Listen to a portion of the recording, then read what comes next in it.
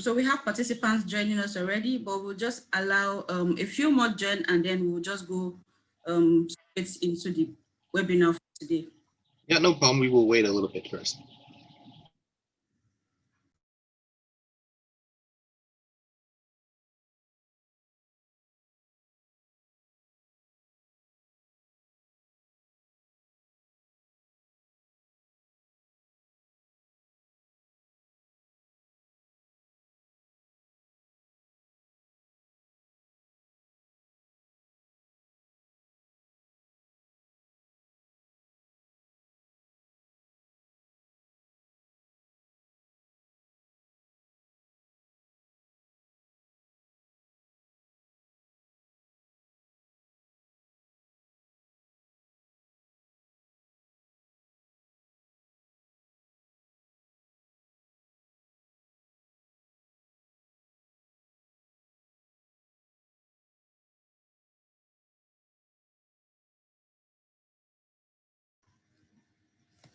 Good afternoon, everyone. My name is Nike Taiwo. Thank you for joining us for the 11th DCSL webinar series. We experienced some network challenges back end, so we think that it's a thing with the network today because of probably the rain. So we'll just give a few more minutes to allow people, more participants join, so that we can have a very good class size, and then we go ahead. Please, my apologies.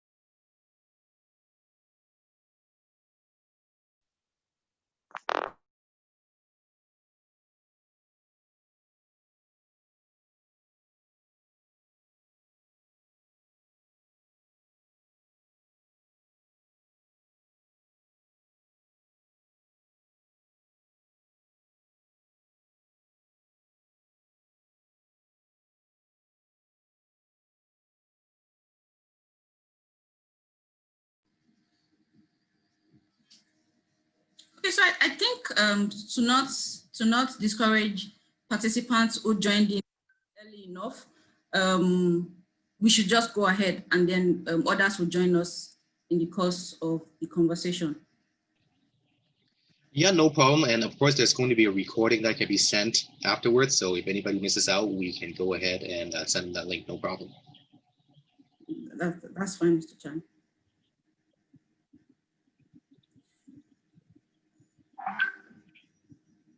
Okay, good evening, everyone, and welcome to the 11th DCSL webinar series themed acquisition of a second passport and citizenship by investment, brought to you proudly by DCSL Corporate Services Limited. We have in attendance today expatriate small and large and medium scale business owners, compliance officers, prospective investors, and persons who are seeking better understanding of the requirements to acquire citizenship via investments. In a world of unequal opportunities, investing in a second citizenship offers individuals access to increased global mobility, amongst other benefits. We have today an expert to discuss on the identified topic today, in person of Mr. Sam Chan, the Chief Executive Officer of BUH Consulting Limited, Dubai, UAE.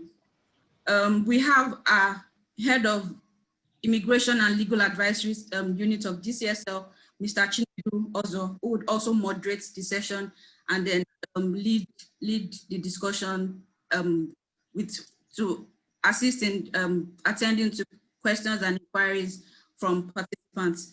Without further ado, please, we urge participants to remain muted to avoid background noise and to use the Q&A box to ask any questions in the course of you may have in the course of Mr. Chan's presentation, and then use the chat box to engage and meet and network with participants. I now would hand over discussions to Mr. Chinedu Ozo, if he's here. Are you ready, Mr. Chinedu?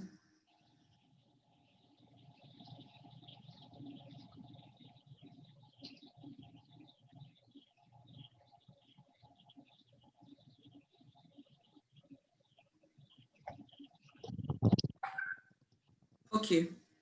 So I think Chinedu is still having some challenges with his network.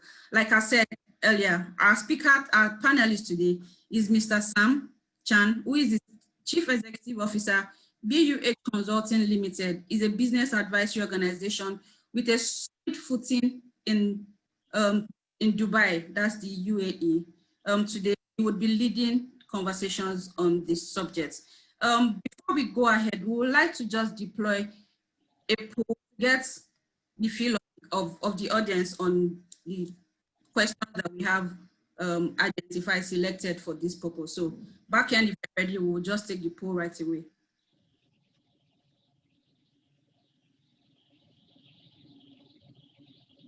So the poll is up now. We'd encourage participants to attempt the poll so that it will set the tone of the conversations for this evening.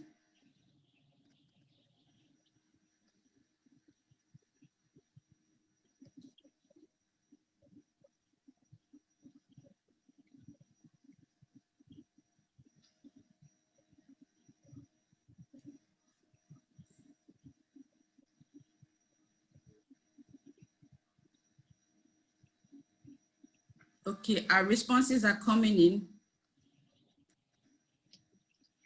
We would like to hear your thoughts. We would like to know your opinion. We would like to hear your views on the questions on your screen. Okay, so it's coming in.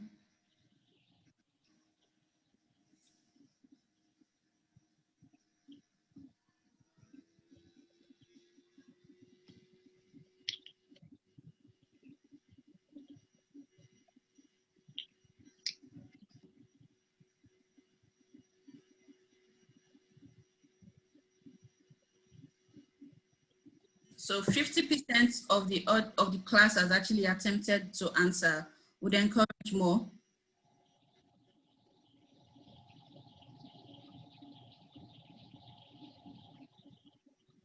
Okay, and the poll ends in exactly 10 seconds from now. If you are yet to attempt the questions, please just try to.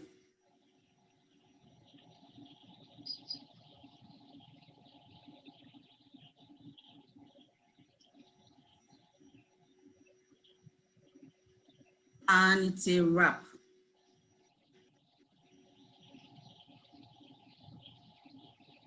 We'll just try to share the poll results. The poll result is actually up on our screen right now. So 85% are open to exploring the possibility of acquiring a second passport and citizenship through investments. 2% are partly open to. Why, in your opinion, should one consider a second? So 31%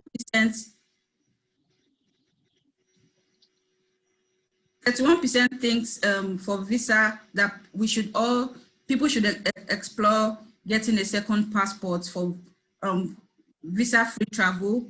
1% says for wealth planning, 15% says for investment opportunities, 46% says all of the above. So 46% of the audience today considers it necessary to get a second passport and foreign citizenship. On countries that participants would prefer to get a second citizenship from, 50% says Malta, 23% says Cyprus, 1% says Turkey, and 54%, my apologies, says others, so other countries. So we'll just stop the poll now, and then I'll hand over to Mr. who will take us through his presentation. Like I said earlier, I would encourage participants to please use the chat box to interact and to engage, and then use the Q&A box strictly for questions. So if you have questions you will want the panelists to clarify, please use the Q&A box. Over to you, Mr. Chan, and thank you for joining us today. Okay, wonderful. Thank you so much for the presentation, and I appreciate everyone taking the time to join us today. And we are going to be learning about the Citizenship by Investment program. And you know, this is something that a lot of people may not have heard of, but it is definitely something very interesting that you should know about. If you're a business owner, if you are wanting to invest in any of the options that you previously discussed and voted on just now, then we're going to learn a few interesting things here today. So if you have any questions, by all means, feel free to type it in the chat, and then we will get to it later on in the Q&A session so that you don't forget it. So without further ado, let's get started. So today we're going to be talking about these 5 topics here. What is citizenship by investment? Why obtain a second citizenship? Is it legal? What options are available? And how much does it cost? Okay, so let's get started here on the first topic here. So what is citizenship by investment? Citizenship by investment is an opportunity where you have an option to acquire foreign nationality by directly investing in that country's development. Now, traditionally, a lot of countries, they give you citizenship once you have lived there for 5 to 10 years. But with this option, it is expedited, it is much faster than that, and it can be as fast as 1 month from today, you can be receiving a new citizenship.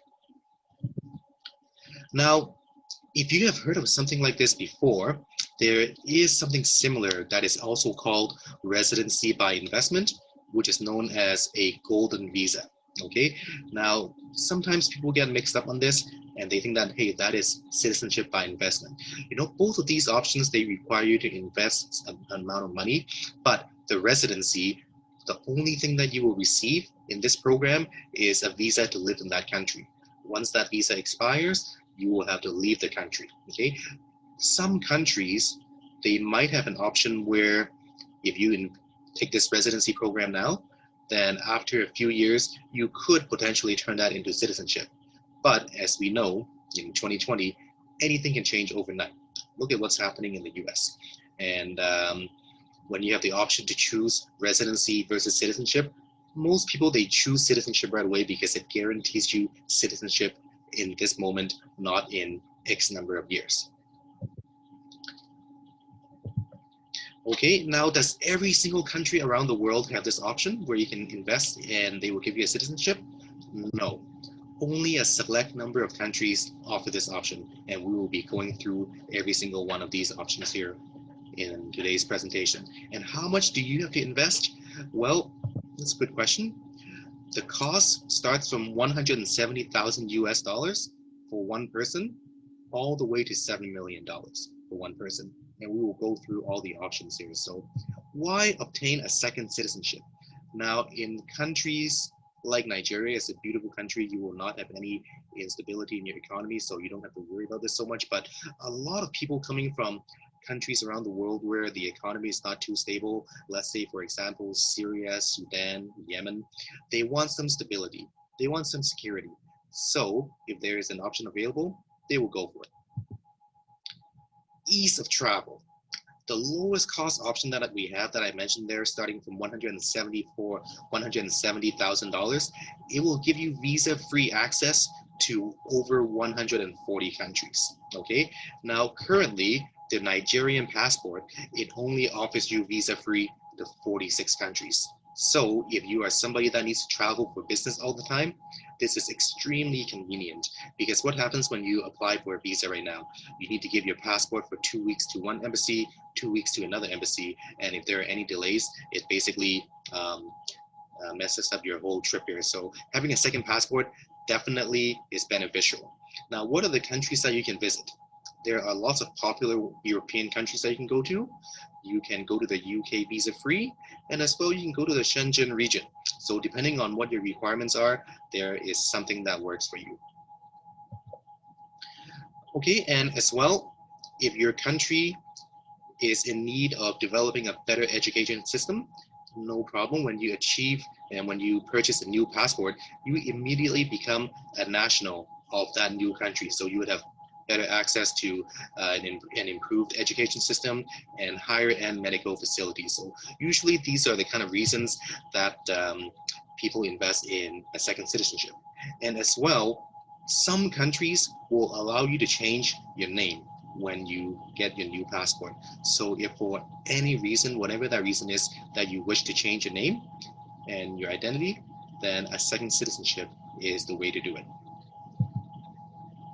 And let's just say that you're in a country where the regulations are a little bit strict, okay? You have an option to go to any of the countries of your choice where this option is available, and you can enjoy some of the more relaxed regulations here, whether that is a way of doing business or just a everyday living. They will have relaxed than what you're used to currently. So is it legal? Yes. Countries around the world, this program actually first started in 1984, so it's been going on for about 36 years now. The first country that introduced this program is called St. Kitts, and there's been countries that has been joining them ever since. So countries around the world that are in need of funds to improve their economy, they offer this option as a way to quickly raise capital so that they can build infrastructure and expedite the whole economic development process. Now, every country, they have their own policies. Some will allow dual nationality, as in the case of Nigeria, I believe, that we will discuss here in a moment, while others, they require you to renounce your current citizenship. Now, we will be confirming this here in a moment with the panelists, that the situation on the current status in Nigeria for dual nationality. Okay, so what happens once you obtain the new citizenship? Is there any possibility that it will get revoked? Once it is granted, a citizenship will not be revoked unless it is discovered that you provided fraudulent information during the application process, or if you are found guilty of convincing a serious crime as the new citizen. Other than that, there is no way that it will be revoked. So what are the options that are available? You can achieve and obtain a passport and new citizenship through 3 ways. One is going to be a donation, which is a one-time amount that you give to the government. This amount is called a donation because once you give it to them, you will never see it back. Compared to the other 2 options, government bonds, where you have to purchase the government bond for 5 years. You have to purchase it now, and then after 5 years, you can sell that bond. And the same can be said for the real estate. You will either invest in a hotel room or a house in the different countries available, and after 5 years, you can sell that hotel room or the house. So what are the options available? You know, most people, they might have heard of 1 or 2 things, but there are actually a few different options that we will go over that are very exciting. So I noticed that during the poll, nobody mentioned Vanuatu. And the reason for that is, you know, probably most people have not heard of Vanuatu, but they actually have one of the cheapest and better passports available. So let's take a look. So Vanuatu, the amount for one person, it costs $170,000. Some countries, they have the option to either make a donation or purchase real estate. In Vanuatu, there is only the donation option. This is also the quickest option that you will achieve your passport and obtain it in 1 month, okay? And the number of countries that you can access would be 130. We can look at that a little bit later on, which countries you can access visa-free. Okay, and what does Vanuatu look like? What is Vanuatu? Basically, you can see in this picture, it's a Caribbean type setting. It's an island. Basically, it is near Australia, and it's an up and coming country.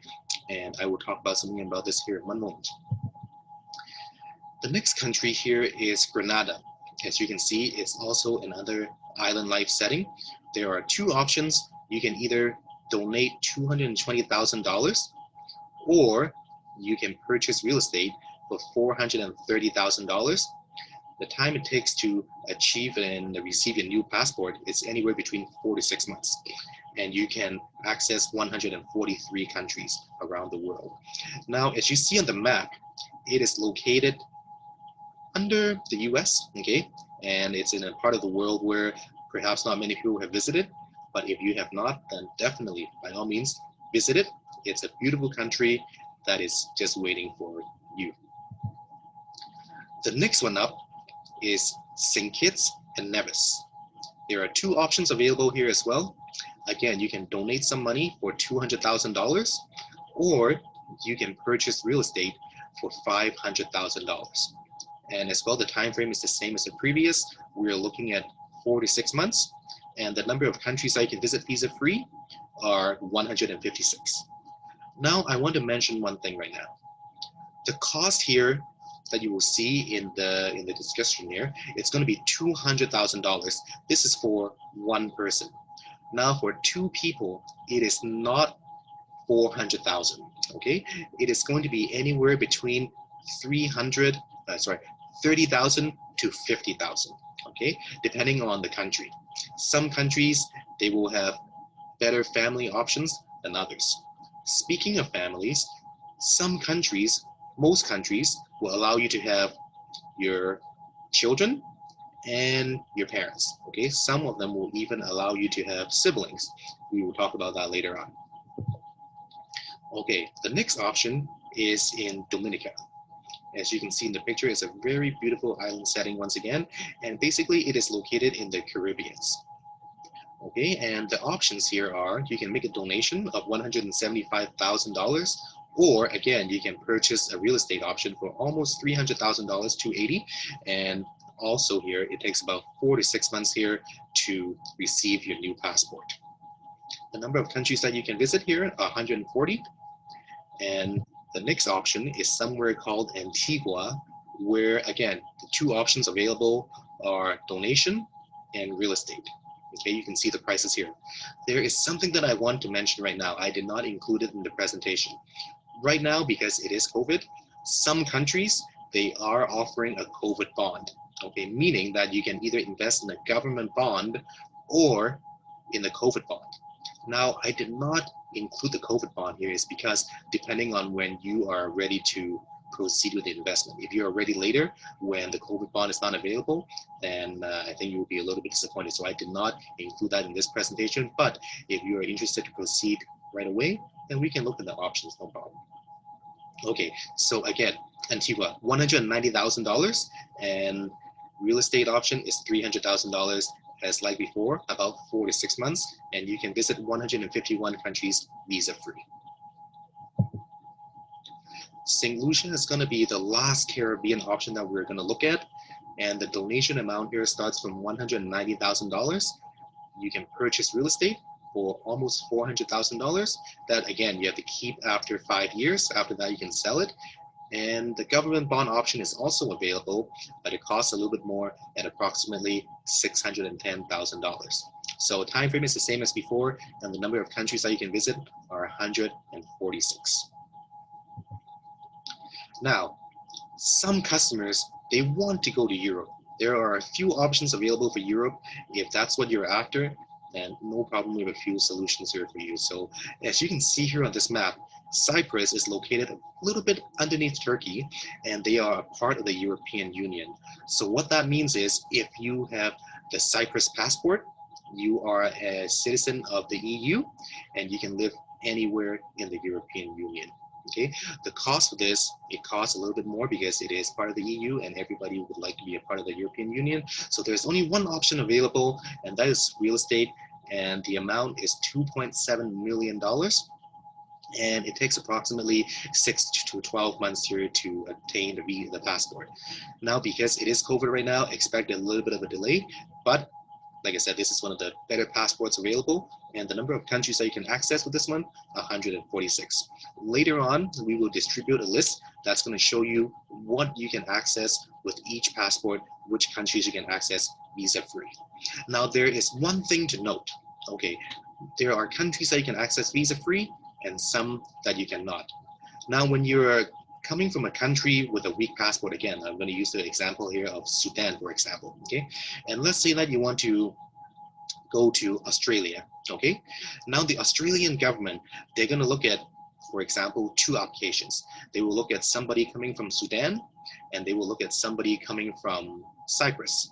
Now, they know there is a possibility for somebody coming from Sudan, maybe they want to work there. Maybe they will overstay their welcome, okay? But for Cyprus, the government, they know Cyprus is a country where people invest, and whoever has a Cyprus passport, they are most likely investors, okay? So what is the likelihood that somebody is coming to do business versus someone looking to overstay their welcome and look for a job? It's not as high as Cyprus. It's not as high as Sudan. So if there is any kind of restrictions at the moment, for example, in Australia, and they don't want to let too many people in, they will be more likely to let somebody from Cyprus in versus Sudan, okay? Now, the other option available is Malta. Now, Malta at the moment, it is available and it is not available. So the program is currently on hold. It is pending some revisions from the government, and the revisions are expected to be done within about 1 month here. So if you want to move to Europe, then this is going to be the cheaper cost option, the lower cost option. Again, the time frame is also 6 to 12 months, and expect a little bit of delay right now because of COVID, and it is one of the more popular options. It's a cheaper option, the cheapest option actually for Europe, and it is one of the best passports in the world. You can access 184 countries visa-free, and it is also part of the EU. So in terms of economic activity and development, you can see in the picture, it's very nicely developed, and it's a fantastic country to have a passport from. And on the map, you see it's just right underneath Italy, and it's in a great part of the world to visit. Weather is beautiful there year-round. By the way, I want to mention that the weather in all of these countries, if you just want to travel there at some point, it is just fantastic all around. Okay, now this one here is going to be Austria. Austria is the most expensive option on the agenda today, and you see it is surrounded by Czech Republic, Hungary, Italy, Switzerland. So basically, it is right in the middle, and this is where the most economic activity happens on the list. When you are looking at it in terms of which countries you know the most, probably Austria is going to be the one that comes to mind here. So it is the best option available. Now, here's the thing. This is very exciting. Yes, it is the most expensive option on the radar today, but you can sell this immediately, okay? So the whole process, again, takes 6 to 12 months. Now, unlike before where all the other options you need to wait 5 years for, this one, as soon as you obtain your citizenship, which takes about 1 year, you can sell it right away. So that is the exciting part. It is one of the best passports that money can buy, and it is also part of the EU. So there is another option. This option is very interesting, and it is Turkey. Now, Turkey, they have two options, $370,000, and you can purchase also government bonds of $670,000 as well here. Now, Turkey is very relaxed when it comes to the rules that needs to be followed to process the application. What do I mean? In every single country, you need to have a police clearance certificate, okay? Otherwise, it may be a little bit difficult to apply. But Turkey, they do not require that. Okay, so if for some reason you think that there is going to be a little bit of complication with your application, what some customers do is they first purchase a Turkish passport, and then after that, they will go for a second passport. So basically, you would be owning 3 passports, and then you would apply for some of the other ones. Because with Malta and Cyprus, because they are members of the European Union, they need somebody who is squeaky clean. Nothing wrong with the application at all. So if you feel that there is going to be any issues, like I said, go with the Turkish passport, and then you can go with one of the other options after. Now, here is a list of visa-free countries that you can access with the lowest cost option, Vanuatu, that nobody has ever heard of.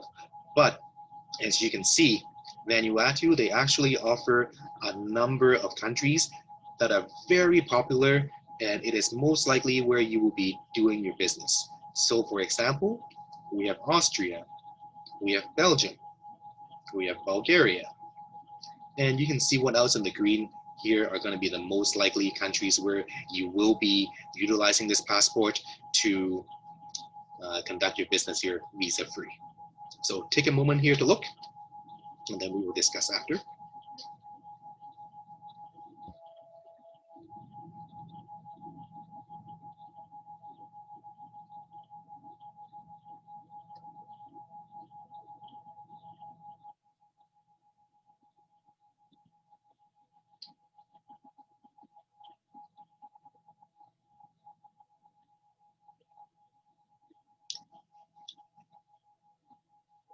We can also send out a copy of this PowerPoint so that you can take your time to review it later on, so no need to try to rush and see what's available. But I just want to give you a little bit more information.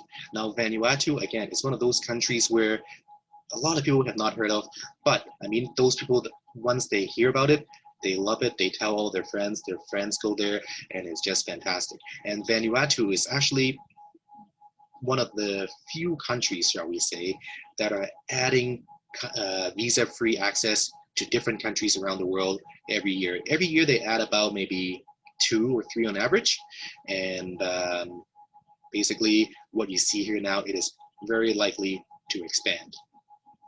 Now, the other countries that are in the similar price range, they more or less have the same number of countries that you can access visa-free, plus or minus 1 or 2.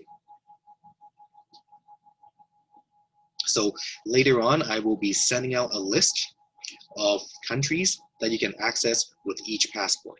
And which country you want to select, well, that is depending on your requirements here. But basically, people purchase the second citizenship for 2 reasons. Okay, one that I told you earlier, it is to travel visa-free easier for your business. And 2, if you want to relocate and live in another country. Okay, if you want your kids to have a better educational experience or better medical facilities, then most likely you're going to go with the European options. If you just want to have a passport to travel, then you can go with any of the Caribbean options or Vanuatu, and they will fulfill your needs. Because like I said, the number of countries here that you can access is huge, and it's got some of the more popular ones on here. I'll just give you guys a few more minutes here to take a look. Now, I want to talk about the stars. What does the star mean? You see beside the names of some countries, they have a star, like Armenia, for example. Okay, so this is how it works. For the countries without the stars, you can go visa-free. Okay, basically imagine an e-gate. For those that know what it is, great. For those that do not, basically it is a counter where you just put your passport on and there's no need to talk to an immigration officer. Okay, now the ones with the stars, it is still a visa-free access. You do not need to get a visa ahead of time, but basically instead of accessing and using the e-gate, you will be going to speak with the officer, and then that's it. They ask you, hey, what are you going to be doing here, and how long are you going to stay here? You know, the usual questions that you might have already experienced, and that's it. Again, you will still be able to access it visa-free.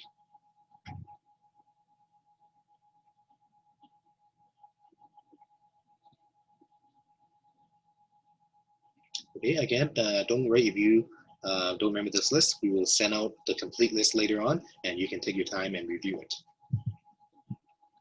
And that is it. We can discuss any questions.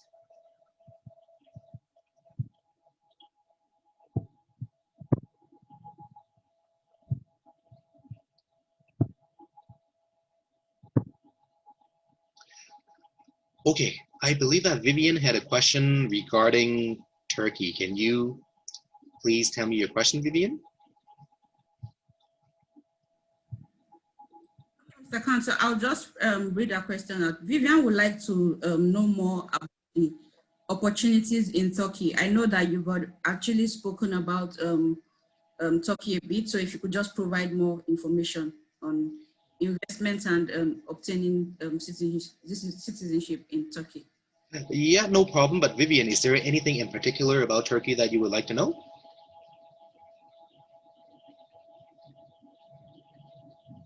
We'll just give her a minute here to see if she responds. If not, I will try to cover some more topics about Turkey, and hopefully the question that she has will be answered.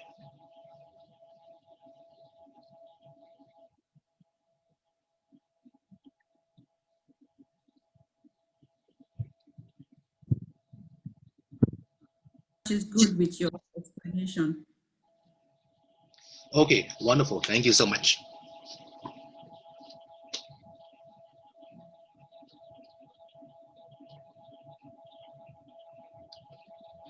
Now, there is one thing that I want to clear up about Turkey here, because I was making some last minute changes here and then it didn't make it to Turkey. Now, Turkey, on the presentation, you saw that it has over 100 countries that can access visa free. Actually, that is not the case. It only has 74. Okay, so I mean, in terms of how powerful that passport is, you know, people usually go to Turkey because, I mean, Turkey is a Muslim country, okay? And let's say that they are coming from, let's say, any of the GCCs, let's say Lebanon, Jordan, let's say Saudi, even Nigeria. I believe there's a segment of the population that is Muslim. So some customers, they choose to go with Turkey because they have that Muslim community there that they can go to. Now, is Turkey a popular destination? Yes, some go to it for that reason, the Muslim reason. Some go to it because, I mean, it's a stepping stone where they cannot apply directly to the country of their choice, and they need to go through this Turkish option before they can get to their final goal.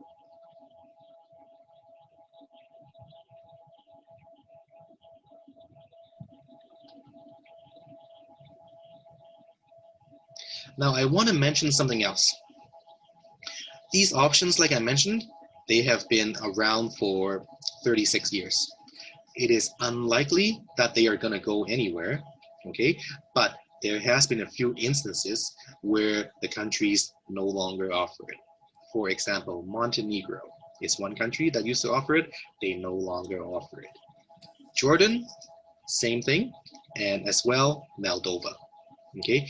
But as far as the one that has been established for a long time, you can be rest assured that it is not going to go away anytime soon.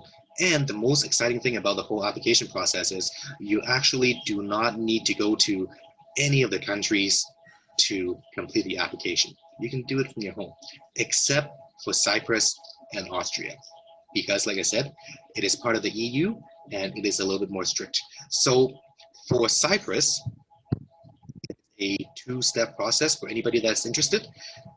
It can be 1 to 3, depending on your comfort level, okay? So in Cyprus, how it works is you have to go for a biometric scan, okay? They scan your face, they scan your fingerprint. If there is an embassy of Cyprus near you and they happen to have the technology, then you can go there and avoid one trip. Only a limited number of embassies around the world for Cyprus have this technology, okay? So that is trip 1. Now on trip 1, you can also look at the type of properties that you want to purchase, okay? Now, if you do not want to go there at all, You can select the property with videos and pictures that we will send you, and you can again avoid one trip. But in the end, you need to make a trip to Cyprus to pick up your passport. There is no other way. It's a nice country, so you can always go there and take a vacation. Okay, and as well for Austria, you also need to visit the country. Now in Austria, you need to be there for about 3 to 4 months. That's because Austria is extremely strict. They have one of the best passports, and it's one of the best countries in the world, and they have lots of processes for you to go through. You have to speak with different commission councils, different authorities. They will interview you, you have to answer questions, and basically Austria, if it's possible for you, if the finances work, if you're able to go there for a few months, and that's basically the best option that you can have. Okay, I believe we have one question here. What about the tax implications? Very good question. So whatever jurisdiction that you want to go to, I recommend speaking with a tax advisor in Nigeria and a tax advisor in the other country so that they can understand your exact scenario and then give you the answers accordingly. Okay, there is a question about visa-free entry to Canada. None of them. None of the ones will be allowing you visa-free access to Canada. Again, going back to the scenario that I talked about earlier. If you have 2 passports, because of course, everybody, they're trying to get to Canada and the US, for example. If you have a case where you have a weak passport, okay, versus a passport that the other government, in this case, Canada, knows that it is an investor passport and you're most likely to go there for business, then they would be much more likely to grant you access to Canada with the investor passport versus the weaker passport if Canada was not allowing a lot of people in. And I mean, for some countries that I mentioned earlier where you can potentially get the residency, the golden visa, and then hopefully after a few years, you can obtain residency. I mean, the countries that allow this, they are a little bit picky. I mean, sometimes even doctors and lawyers cannot even make it in. If you do not meet every single one of their criteria on the checklist, and there are a few criteria, then they will not let you in. Even if you're a doctor, even if you're a #1 doctor in your country, they will still not let you in if, for example, let's say that your local language skills, in this case English, is not up to par.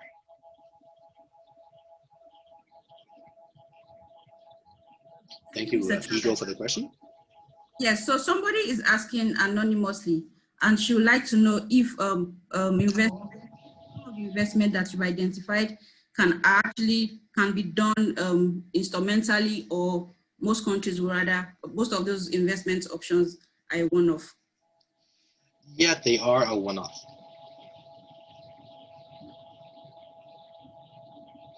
Okay, I have another question here. I'll just try to read it out.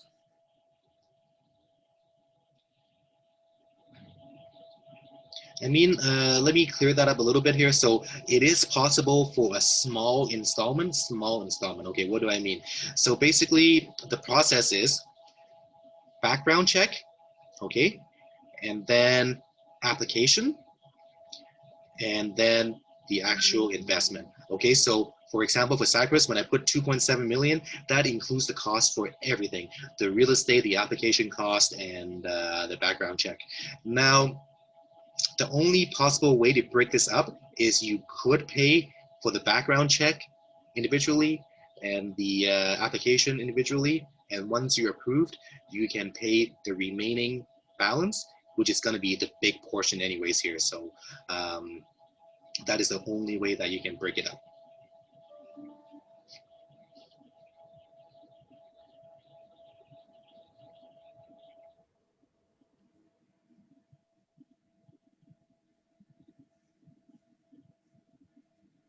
Thank you, Mr. Khan. So I have another one. The question says, can you hear me, Mr. Khan? Yes, I hear you. Okay, so someone is asking anonymously as well that for investment that has to, investment in real estate, that is there any obligation or requirement from some countries for the investor to actually live in the properties if such requirement or obligation? Yeah, no, you do not have to live there at all. You can rent it out, which is what a lot of people do. And you can go and live there, of course. I mean, if you're buying a property for almost $3 million, then yeah, you can go live there, no problem. Now, some countries, they will ask for source of funds. Some countries, they will ask for an asset report, okay? But others do not. Now, if for whatever reason, let's say Vanuatu, I say Vanuatu because again, it's one of the countries that's very popular for those that know it, but the ones that don't know about it, then they're missing out on quite a few things. I mean, it's not just Vanuatu, but let's say quite a few of these countries. Let's say that you're doing business around the world and then your business partners, they need you to have, they need some kind of proof that you are from where you say you are. And you've got no plans to live in that country, okay? So these countries, they give you the option. They can do a lot of things for you without you living there. So for example, they will grant you, you can apply for a, let's say a rental contract. You can get that remotely. You can get your driver license remotely. And there's a few things like that. Okay, thank you very much for that clarification. And somebody else would like to know, in terms of investments now, that's a restriction on the number of family members you can actually include when you're requesting for such application. So she also like to know, is it open to, can you come with your extended family members or just your immediate family? She would like more clarification from that. Yes, so most of them, they are going to be your immediate family. So your spouse, your children, plus your parents, depending on your situation. Okay, some countries, they've got parents requirements. They have to be at least 65. Some are 60, some are 55. So again, depending on what your purpose is, what your circumstances are, we will find something that works for you.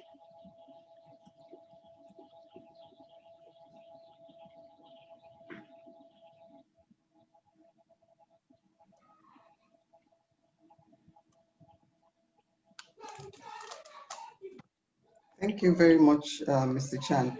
So I have a couple of questions myself. I know that a few of them perhaps have been asked. I didn't quite hear what you said to the question relating to if I want access to somewhere outside Europe, you know, for instance, Canada. I know that somebody asked that question, but I wasn't quite sure what your response to that was. Right, okay. So that question was, which countries will allow visa-free entry to Canada? And Yes. basically I said none of them. Okay. Now, that doesn't mean that you still cannot go to Canada. You still can. And then I gave the scenario where when you have a strong passport, where most like you're an investor and you're going to Canada for business, as in the case of Cyprus, where you have to invest almost 3 million, okay, versus a weaker passport. Let's say it's a Yemeni passport, okay? If you have a Cyprus passport, they are less likely to ask questions. So, because like I said, they know that it's an investor passport. Whereas if you want to go to Canada on a Yemen passport, they will ask for many things. They will ask for police criminal record check. They will ask for a bank statement check, you know, things like that to see what your intentions are in going to Canada. And sometimes you can still be rejected even if you provide them all of these documents. Okay. Will this apply to the US? I mean, I can imagine that's unlikely, but let's just say, what will be the case if I want, would any of this give me visa-free entry into the US? Not visa-free, but the Grenada program, they will give you access to the E2, which none of the other programs will offer. So basically the E2, there are two programs in the US that most people are aware of. There's the E2 and then the EB5. So basically the EB5, which is not what is included in this program, it's something for investors. And basically you have to invest anywhere between 1 to 1.5 million in the local economy. And then they will grant you this EB5 visa that will eventually turn into a green card and citizenship. Okay, now with Grenada, they give you an opportunity to apply for the E2. What the E2 is that Okay, there's a question that came here later. We will answer that. We'll The answer that. E2, yeah, Let's finish yeah. this. So the E2, basically it gives you an opportunity to live in the US. Okay, now when you live in the US, your goal is to, because basically the E2 is just a visa. Okay, when your visa expires, you have to leave. Your goal with the E2 is to first get into the US, and then before your visa expires, usually 2 or 3 years, before it expires, you want to try to turn that into a working visa. Because once you have the working visa, then you officially have status in the US. Okay? When that's the case, if you are there for long enough, then again, it will turn into the green card and you will eventually receive citizenship. But Grenada is the only country that offers this. Not even Cyprus, Malta, or Austria offers this option. Okay, thank you. Thank you very much. We'll come back to that. I still have a few questions, but let's go to the Q&A. Do I need to be a Seychelles citizen to gain easy, unhindered access to Seychelles? Okay, I'm not sure what this question means because perhaps there's a typo here. Because if you're a citizen of one country, Absolutely, then you can have easy access. yeah, Okay, you can go anytime you want, no problem. I'm sure the person perhaps was thinking to say some other country. So let's assume if I'm a citizen of the Seychelles, what other country would I have access to without a visa? Well, Seychelles is not one of the options available that you can obtain a passport by investment. Because let's just say on this screen here, let's just assume that you're a Vanuatu citizen. Okay, basically when you purchase the passport, you become their citizen. So these are going to be the list of countries that you can access visa free. Okay, and the list will differ a little bit for each country. Okay. So, I mean, if you have Austria, for example, again, that's one of the most powerful passports in the world. That is the top 5 passport. And basically, the list is almost double this. You have 130 countries here. With Austria, you have about 184. So not exactly double, but maybe 50% more. Okay. I'm not sure you've answered this question. What are the tax implications, if any, of this processes? I mean, for any of these processes and decision? What are the tax implications? Yeah. So again, I answered this already, but the best way to go about it is to consult a tax advisor in your home country, plus in the destination country, and they would be in the best position to advise you on this. But I mean, for example, is there anybody on the panel today that can advise on the tax situation in Nigeria? No, not today. Okay, I will give you guys one example. From an investment perspective, you mean? I'll tell you what I mean. So in some countries, they will not tax you. Okay, let's just say the US. Everybody knows about the US.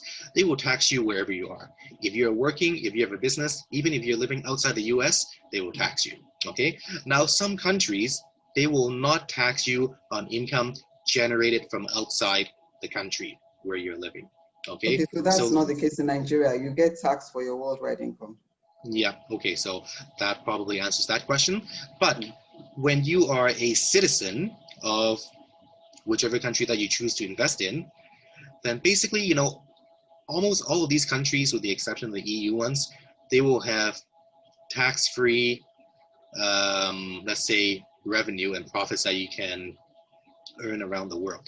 Okay, so when you apply to, let's say in UAE, because I'm UAE, I'm in Dubai, when you apply to a Dubai business using your, let's say in this example, Vanuatu citizenship, then Vanuatu, they don't care about your worldwide income. They will just leave it alone. Okay, fair enough. You know, so I guess this question was bound to come, you know, because even listening in, I myself was a bit concerned about the significant investment that is required. So, I mean, do you know of any cheaper options beyond this? I mean, I guess these are the ones within your purview, but are there are there cheaper options? And let me also flip the question around and say, I know somebody had asked about making this investment in installments. Can I do it over a period of time for to say? I mean, or do I have to just have that lump sum to make the investment? Is it something that I can plan over a period of time? Yeah, it is going to be a lump sum investment, unfortunately. There could be some investment options coming up soon. Could be, okay, don't quote me on that, but it's on the table for discussion. Now, there's something very interesting. Now, why I am against residency by investment, because it's almost the same cost as citizenship by investment, off by maybe a few $100,000, okay? So, I mean, when you're spending that kind of money, would you want to have residency right away, or do you want to have citizenship right away? I mean, if it's up to me, I would want to go with the citizenship. Now, there is one option that costs significantly less, and that is the UK. Okay, so how the UK works is they have two programs. One is you can invest in a local business. They will be given a list of businesses that you can choose from, and you can pick the one that works for you. The cost for this is 150,000 US. Now, when you invest in this option, they will give you a visa, okay, a business visa. After 5 years, you can then receive citizenship, okay? The other option, it costs you approximately 40 to 50,000 US, depending on what your situation is.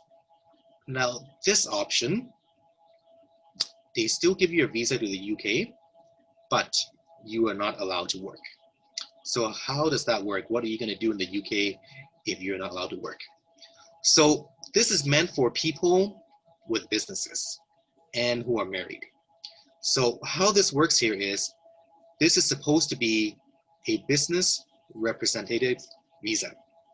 So the point of this, you have a business and they will send you to the UK to see how that market is for your business. For that reason, you are not allowed to work for any other country, any other company other than the one that you are working for, okay? Now, why this will work if you are married is because the spouse can work. Yes, the spouse can work. So let's say, for example, I want to work, okay, but my wife, she cannot work. She cannot. So then the wife will be the one that gets sent to the UK, okay? But the person that gets sent to the UK, you are allowed to bring your spouse, okay? So the spouse can work and you can bring your family as well. So there are some ways around it. The basic requirements of this is that your business needs to be at least 1 year old, okay? And it needs to either have monthly revenue of $9,000 or a one-time bank closing balance of $90,000, 90, okay?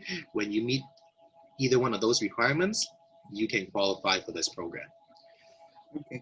And there is a small other requirement as well, which is basically every month you need to be paid $2,000 US.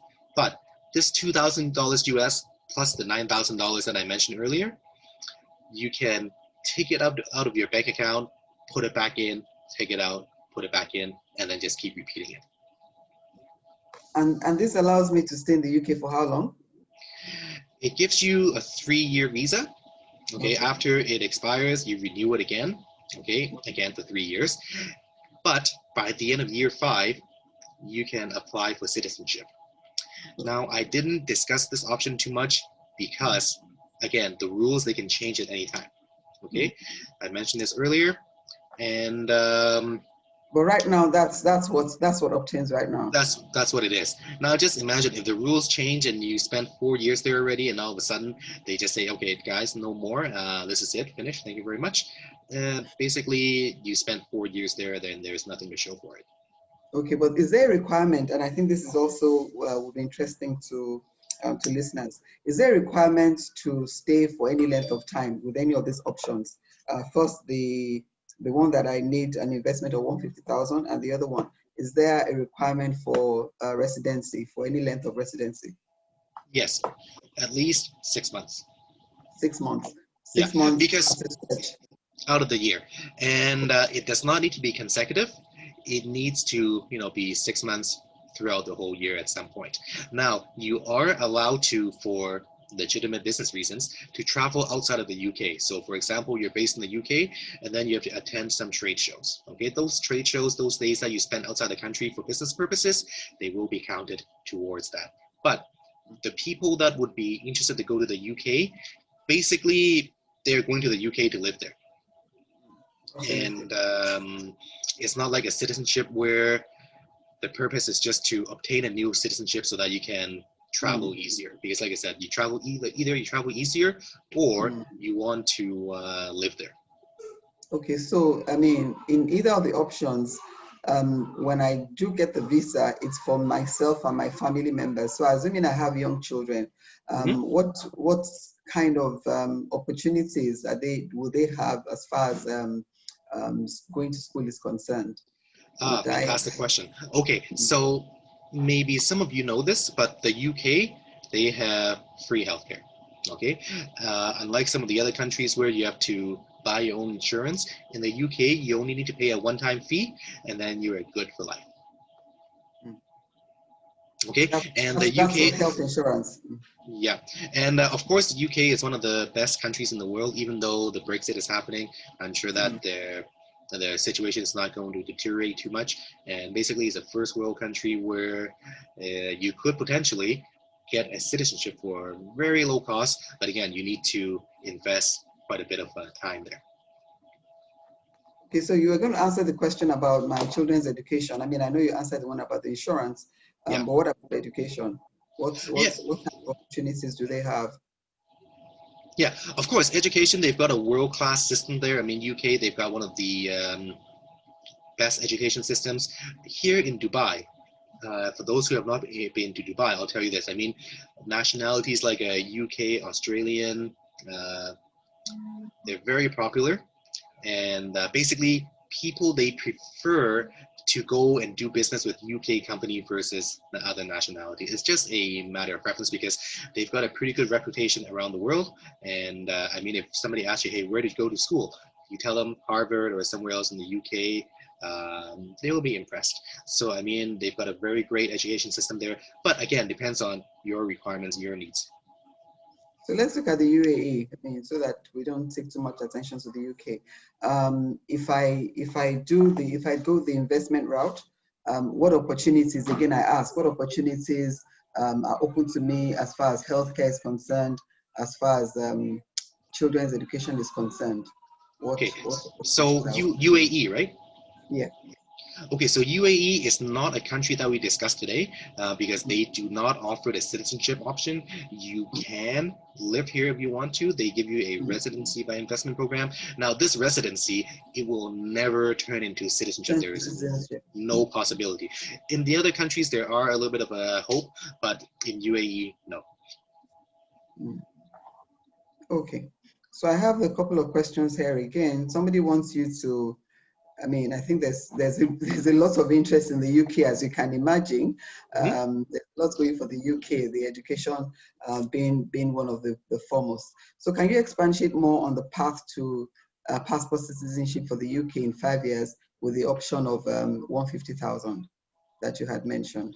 Okay, so basically 150,000, what happens is you will be investing in a company. Okay, it's going to be a list of companies that will be provided to you. You will be a silent director on the board. Okay, and you will receive some dividends, whether that's quarterly, biannually, or every year. It's possible. Okay, and so basically you're investing in a project of between 50 to 100 pounds, 100,000 pounds, okay? But of course, the more you invest, the better the business will be. And the better the business, the more likelier you're gonna achieve your goals of obtaining the citizenship. I'll tell you what I mean. So basically, there are some criterias that needs to be met before you can take out your investment amount. Yes, take out your investment amount. You can take out the investment that you initially contributed after, let's say, 3 or 5 years. Now, normally it's 5 for an average performing business. If you happen to invest in a company where they're doing extremely well, and of course, we will not be saying, hey, you need to invest in this company, you need to invest in this company. We will give you a list, okay? And the one that you like, you invest in it. Now, the companies that are doing extremely well, they meet their goals, then as soon as the goals are met, you can apply for the citizenship. It can happen in as early as 3 years. Okay. So you don't need to wait the 5 years out. No. But I mean, on average, that's about what it is. I mean, of course, the more you invest, then the better the business will be, the earlier they will meet their financial goals, and then everybody just achieves their purpose at the end quicker. Okay. I think I know the answer to this question already, but I will ask it all the same. Can I handle this process on my own, or do I need a consultant? Otherwise, Yes. I mean, Sam will not be here. Yes, actually, you cannot. Because, otherwise I will not be here. That's one thing. And the other thing is, you can imagine if there's going to be a lot of people inquiring, okay? And the government, they don't have time to talk to everybody. Basically, if they were talking to everybody, they would shut down the program because there's a lot of people who would not be interested, who wouldn't qualify, and they just don't have the manpower and the resources to deal with that. So they work with agents, authorized agents, and the agents, they will present clients that are meeting the criteria, and then they will process the paperwork. Basically, the role of the government there is to just process the paperwork, and they do not want to be processing any wrong paperwork. Absolutely, absolutely. So there's another question here. You answered it in part, but the person wants fuller explanation. Would I be required to live in the UK anytime within the 5 years, especially if I'm already gainfully employed here in Nigeria? And what I want is to, sort of wait here in Nigeria, still doing my whatever business I'm into, and then wait the 5 years before I go to the UK. What's the requirement? Right. And the UK, as you can imagine, is a Commonwealth country. It's a country that everybody wants to go to. So, of course, they're going to be selective in giving out their citizenship. They're not just going to give it to everybody. Otherwise, the whole world, the 7+ billion, everybody would be having a UK passport. So basically, the point is you need to contribute to the UK economy in one way or another. And if you're not doing that, there is no reason for them to give you a passport. No. I think you missed the question. No, so I'm taking the route of the 150,000. Yeah. And I'm saying that do I need to live in the UK Yes. any period in this 5-year period, during this 5 years? And that's what I was saying. So the whole purpose of them opening up this program is so that you can contribute to the economy in one way or another, whether that is financially or if you are there to work and contribute as a workforce. So yes, you need to be living there. Yeah, but I have contributed. I've put down $150,000. Yeah. Right. So and then I want to stay here in Nigeria until the 5 years expires. Right. Then I. Yes, and the UK option, again, it is not exactly, you see, in a way, this is kind of a citizenship by investment, but it's not really, because I mean, they thank you for your time, and then in return, they will give you a passport. But again, you need to be there. Okay. Let's go back to Cyprus, because I think that was the more interesting one. Again, how long would this take? And can I also still remain here until the process is complete? Yep, so Cyprus, you can go there. So Cyprus, you need either, I'll go through this again here. Minimum, you need 1 trip. Okay, now how it usually works is there are 2 or 3 trips. On average, 2, okay? But if you really need to, if you have no time, you can make it 3. Okay, so the first trip, you go there, they capture your biometrics, your fingerprint, your face, all this stuff, and that's 1 trip. Now, on the same trip, you can potentially look at the houses that you want to that you want to purchase it. That's one trip, okay? The second trip is you have to go and collect your passport. There is no way for them, and they will not send it to any embassy around the world. They just will not, okay? But when you renew your passport, you can go to any embassy around the world. But that's just what it is. So, I mean, if you need to do something in Cyprus, you could potentially get it done in one trip, okay? And the first two steps we can eliminate by finding a embassy near you that has the ability to capture the biometrics features that you need. And the other requirement is finding a property to purchase. And with that, you can do that through pictures and videos if you're comfortable. And the entire process will take how long? Well, about 6 to 12 months. But I understand that there's a little bit of a delay right now with COVID, and they are still pushing last year's application through. And so there's a little bit of a delay, but on average about 1 year, I would say. It can happen in as fast as 6 months, but on average, really realistically about 10 to 12. Okay. I don't see any more questions here. And so I'll just ask you, Sam, if you will, what would be your parting words by way of advice, by way of recommendations, by way of next steps for those who have made up their minds to go this route? Right, so I thank everyone for their time, and my honest suggestion is if you need something for business, go with Vanuatu, okay, because it's quick, it only takes 1 month, and it's got a lot of great countries that you can access, okay? Again, I will send out a list of every single country that you can access visa-free with each passport, and of course, everybody, they have different requirements, so what works for one person will not work for another. And of course, if budget permits, then you could go with the Austrian option. This is supposed to be Austria, and my apologies there for saying Malta. But Austria, this is going to be the best one that money can buy, okay? And unlike Cyprus, where you need to hold on to your investment for 5 years, this one you can sell right away. And by right away, I mean after 12 months after you receive your citizenship. And how much are you going to lose on this? I mean, of course, if you need to sell it right away, of course, you have to take a little bit of a loss. I mean, you might lose maybe about 20-25%. Okay, maybe you'll negotiate and whatever the valuation and other factors that are involved. So really, you can potentially get one of the best passports in the world for about 2 million in 1 year or less. Fantastic. Thank you very much, Sam. And we have come to the end of this webinar. I sincerely apologize for the technical issues we had at the beginning, regardless of which I hope you have found it useful. We'll certainly do this again, I can assure you, in the next couple of weeks. So please be on the lookout. For further information, you please contact Achinedu Ozo. His email address will be sent along with the recording of this webinar. And please look out for our immigration roundtable, which is coming up later this month. Promises to be very enlightening and interactive as well. So Sam, I thank you very much for your time, and we look forward to having you again. Yes. One thing real quick is that there was one other question. I believe